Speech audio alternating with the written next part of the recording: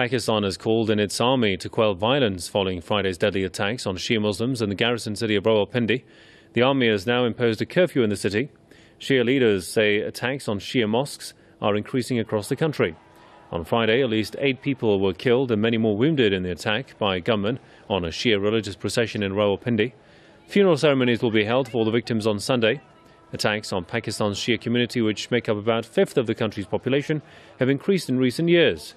Pro-Taliban militants and the terrorist group Lashkar-e-Jangvi have been behind the most. Let's talk to Press TV's correspondent in Islamabad, Javed Rana. Javed, tell us more about the situation in Rawalpindi and why isn't the government doing anything to provide security for these Muslims? Well, I think the situation is actually out of control, and that is very precarious.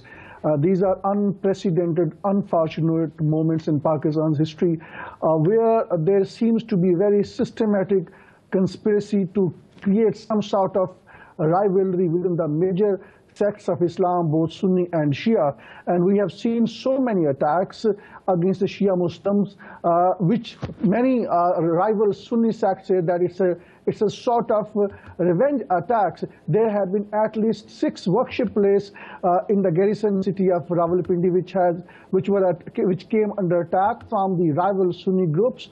And then similarly, in many incidents in the city of Multan, southern city of Multan, and many eastern city of Pakistan's biggest province of Punjab, there were similar incidents where Shia houses were burnt, and similarly the Shia worships were also put on fire.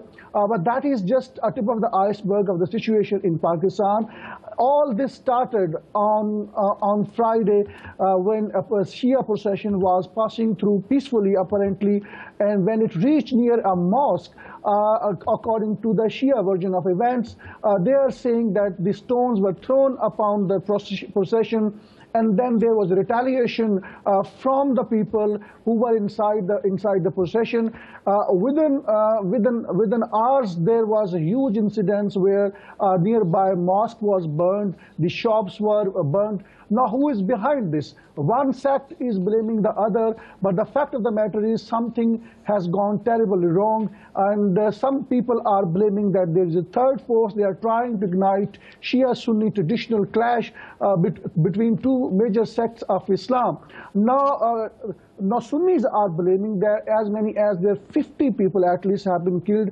Government is not willing to concede to this figure. They are saying just 7 to 8 people have been killed, but the hospital sources, and there are many other sources which are confirming about a higher figure. I think it is quite understandable for the government, and also I would say for Pakistani media, they are not reporting of the exact situation on the ground, not only in Rawalpindi, but also in other cities of Pakistan, because they don't want to ignite this violence.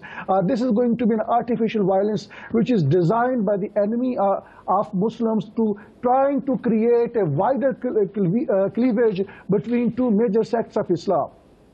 Press TV's Javed Rana, correspondent reporting from Islamabad. Thanks, Javed.